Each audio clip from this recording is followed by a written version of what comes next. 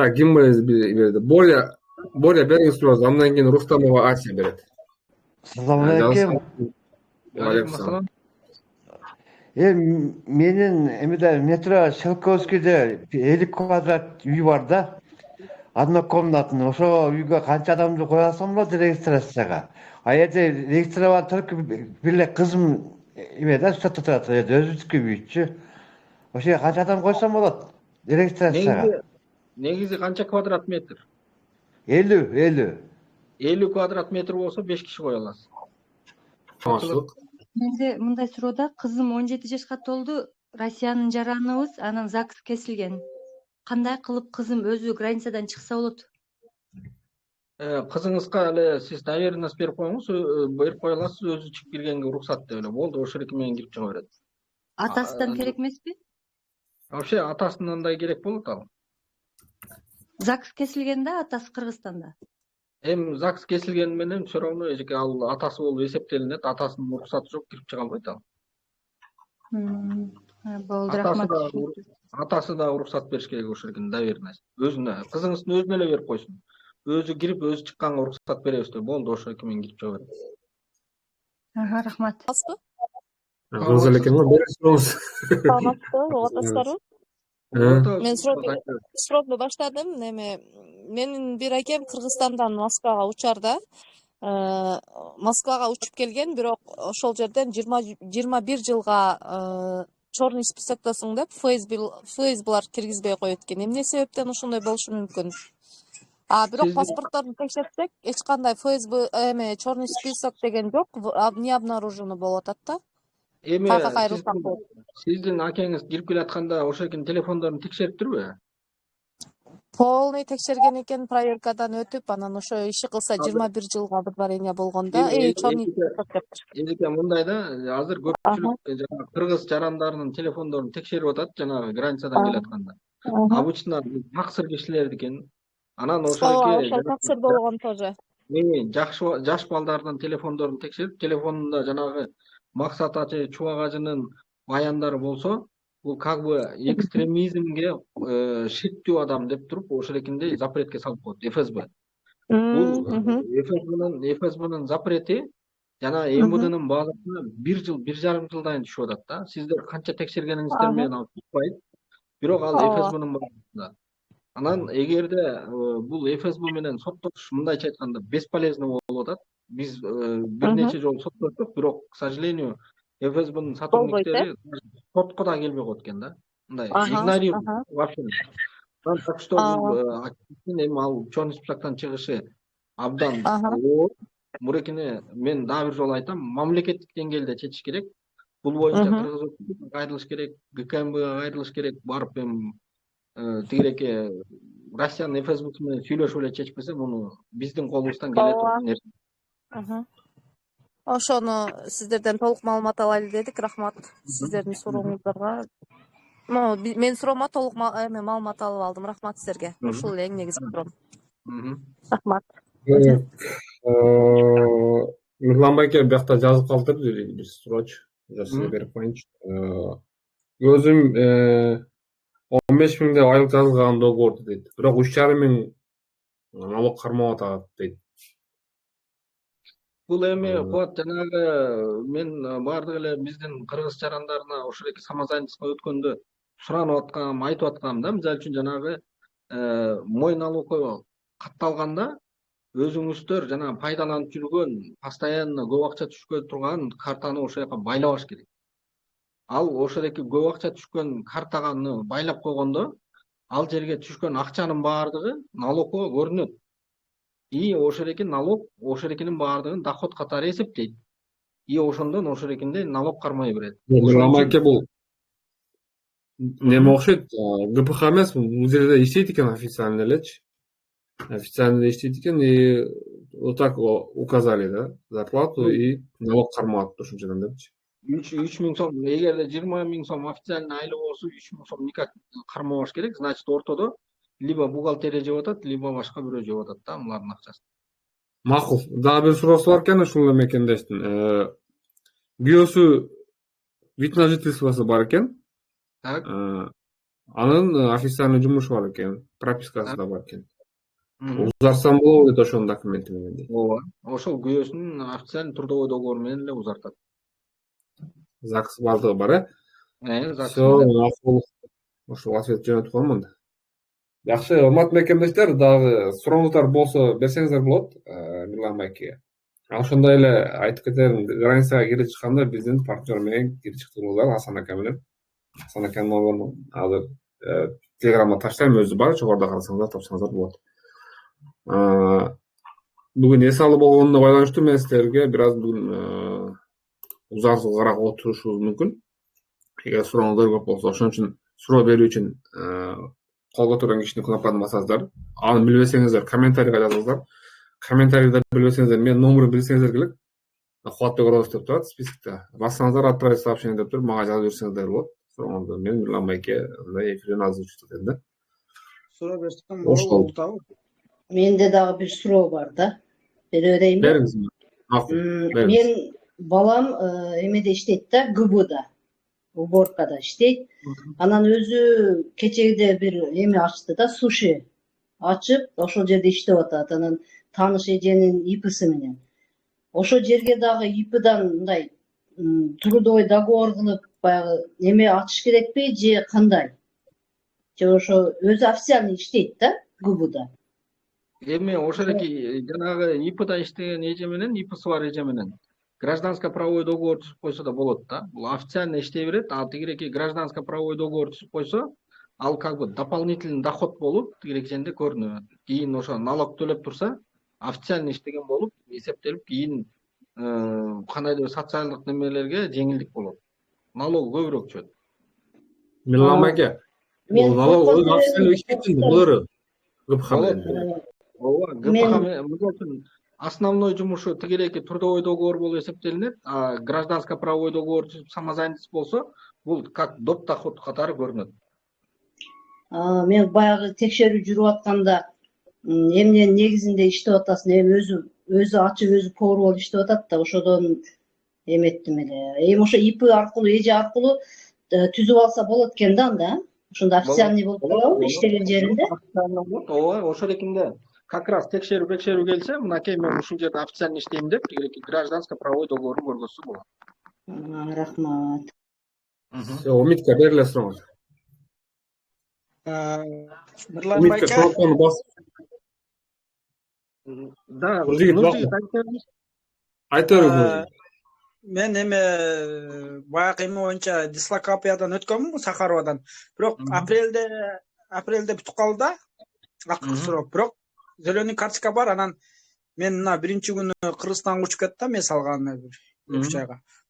Ошондо берки баягы мен 1 жылдан ар айса медициница эмеден өттүрүш керек го текшерүүдөн. Мен өтпөдүм эле да. Бирок апрелде бүттү эле да, алчы. Эч нерсе болбойбу деген. Эчтеке деле болбойт. Эми сиз эгерде Москвадан чыгып атсаңыз, кайра келгенден кийин 3 айдан кийин сразу келип регистрацияга коюңуз дагы сразу өтүңүз ошону. Хорошо? Болуптур. Рахмат чоң, Алла разы болсун. Рахмат. Умиткада суроо жок болсо, анда Бар менде. Бериңиз. Умитка берили аны.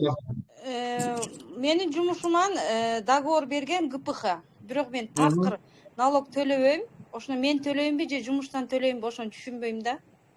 Эгерде гражданско правовой договор болсо, сиз обязательно милдеттүү түрдө төлөшүңүз керек. Анткени эгерде сиз налог төлөбөй жүргөнүңүз билине турган болсо, кийин налоговый сизди кармап туруп штраф салат. Өткөндө мына биздин бир жердешибизге айына 5000 сом салат, 5000 сом төлөп турасың деп туруп милдеттендирилген уведомление келген. Ал эми дагы бир жердешибиз жакында кайрылды.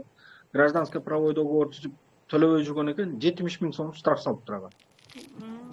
Так что штраф алып. Жок, буну каерден билсем болот? Эми бу жерде физический лицом деп турат да.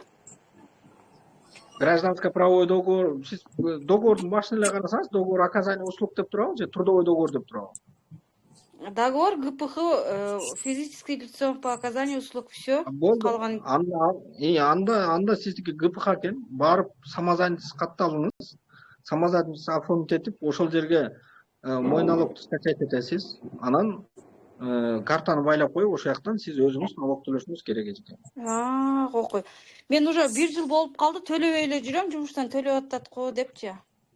Ал эми Россия өзү налог төлөгөндөрдү жакшы көрөт, так что налог төлөңүз эжеке. Эгер налог төлөбөсөңүз жакшы эмес болуп калышы мүмкүн. Жок, анда менин азыркы договорум барбы или мен төлөбөгөнүмө чыгарып салдыбы анда базадан? Уведомление бериптирби? Ошоки гражданско правовой договор бергенде уведомление бериш керек да. Уведомление бериптирби? Сураңыз ошону жумушуңузда. Билбейт экен, бирок ушу менен биз регистрация кылганбыз январда, ошо боюнча жүрөбүз да. Эч ким текшере элек. Анда уведомление берилген да, эгерде сиз немеден өтсөңүз. Значит, уведомление берилген. Эми анда сиз самозанятость ачып налог төлөңүз эжеке.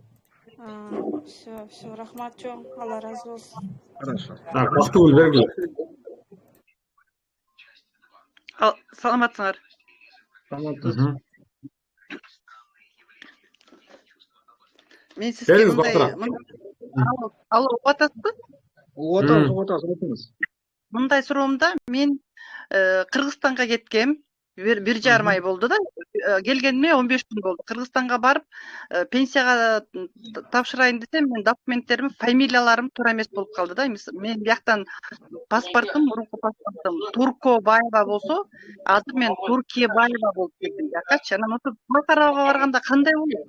Регистрацияга турганда го тура берем. Сахарага барганда кандай кылышым керек? Мен Сахараганыкы немен бар да, бар. Эми кайта 2-нчи жылга өтүшүм керек. Ошондо кандай кылып өтүшүм керек?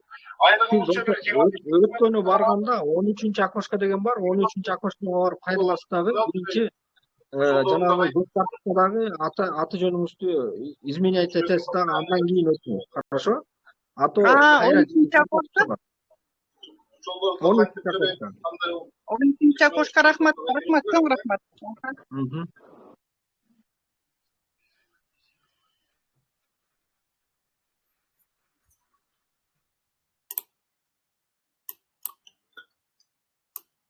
Так, берип атабызбы? Эч ким берген жок. Так, Кабирова Айша баруу сураңыз. Ооба, бар, ассаламу алейкум. Алейкум салам, бериңиз. Мен балам ушул жерде төрөлгөн да, 8-ай уже кетип атат. МВДга барсам, Эхо болуп атат жаман. чыкпай атабы эмичи? Катуураак сүйлөңүз. Ошо балама 1 жашка чейин документ жасатпасаң болот, 1 жаштан кийин жасатышым керек дейт. Ошого кандай документ жасатыш керек? Эжеке, Россия Федерациясында закон боюнча жаңы төрөлгөн балдарга жаңы төрөлүп ушу Россиянын территориясында төрөлгөн балдарга миграционный картасы жок, регистрация кылса болот деген жобо бар. То есть сиз эчтеке документ жазабай койсо болот деген бул туура эмес. Сиз милдеттүү түрдө балаңызды регистрацияга коюшуңуз керек. Же сиздин трудовой договор менен, же күйөөңүздүн трудовой договору менен регистрацияга коюп, анан башка мамлекеттик кызматтарды көрсөтө аласыз. То есть балаңызга синил салыш керек. Андан кийин балаңызды жанагыдай прививкага өткөзүп турасыз ошондон кийин. Анан кече консульствого барсам, мага айтты да паспорт керек деп. Паспорт алыш керекпи же анда? Сиз азыр паспорт ала албайсыз консульстводон. Сиз азыр Кыргызстанга кетип атканда 1 ай мурун барасыз дагы консульстводон справка, возвращение на родину деген справка аласыз. Ошону менен Кыргызстанга учуп кетип, Кыргызстандан барып, анын жанагы балаңыздын пин номеру алып, анан ошол жактан паспорт алып келесиз. Азыр жөн эле регистрация койсом болот экен да, андай. Туура, азыр жөн эле регистрацияга коюп коюшуңуз керек. Милдеттүү түрдө. Анан мына поликлиникага көрсөтө албай жүрөм да, ошого ОМС алганга болбойт экен, ошону акчага кылып берем деди, ошону кылдырса болобу?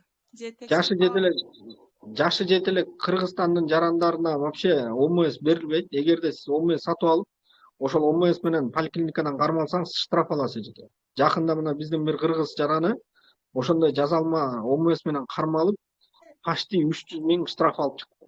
Сотто, казылдай эле сотко чейин жетип, страховой компания сотко берет. Сиз кичинекей жана жашы жете элек балаңызга полис ДМС деген бар. Добровольное медицинское страхование деген бар. Ошо эркиндей сатып алып, ошонун негизинде поликлиникадан көргөзсөңүз болот эжеке. Эле чоң рахмат ишиңерге. Так, бүттү. 33 жетти. 30-47 берле суроңорду. Андан кийин Жылдыз. 30-47 барбы суроо? Мен суроо берсем болобу? Айтыңыз. Сахарованын кагазын сатып алып регистрация кылдырсак болобу? Биз Сахаровага барбай эле отпечатка. Эжеке Сахарованын карточкасын сатып алгандан кийин кармалып выдворение болосуз эжеке. Вообще желательно ушундай сатып алып, жазалма, фальшивый тигиндей мындай дегенге жолобогонго аракет кылыңыздар. Рахмат. Так, 30-47 барбы суроо? Бергиле. Жылдыз. Все, биз жакта бир комментарийде суроо берип коеюн анда. Казакстанда кирип чыктыргандан кийин канча күндө регистрация кылыш керек дейт? 1 айда, Мирлан аке. Казакстанга кирди чыктыргыла границаны кесип келгенден кийин 1 айдын ичинде деп жазылган негизи закондо. Ооба. Граница чыккан 1 айдын ичинде. Ой, бүт. Так, Арген деген. Арген, суроо барбы жокпу? Бергиле сурооңор болсо. Микрофон сурады эле. Арген тоже молчит. Значит, суроо жок да. Жылдыз бересизби сурооңузду? Ооба, мен жана сурабай калдым да, Сахаровага 2022 өтүп келгенмин да, ошонун негизинде узартсак болобу кандай? Же кайрадан дагы барып? Кайрадан өтүп, медосмотрдан өтүп, анан ошол экени тиги жана көк карточкаңызга бекитип берет, ошондон кийин өтүңүз эжеке. Регистрацияңызды узартыңыз. Эгерде медосмотрдан өтпөй калсаңыз, срок нахождения в Российской Федерации деп коет. Жүрүү мөөнөтүңүздү кыскартып салат. 3 айлык регистрацияны мына өткөндө бирөөнүкүн 3 күндө чыгып кет деп уведомление берди. Макул, рахмат. Хорошо. Так, урматтуу мекендештер, эмне кылабыз? Бүттү да ушу менен. Жетип эле да Мирлан аке уктасын. Эсасын. Саат 12 болуп калды сиз жакта уже. Мирлан аке да. Жок, эми уктабай деле жооп бере берем. Жок окшойт да просто немен. Суроо берип. Урматтуу мекендештер, бүгүнкү эфирде жыйынтайбыз. Мирлан акеге ыраазычылык айтабыз бардыгыбыз. Ыраазычылыкты жөн эле бир айтпастан YouTube'га киребиз дагы биздин видеонун астына комментарийге жазабыз. Сөзсүз түрдө рахмат.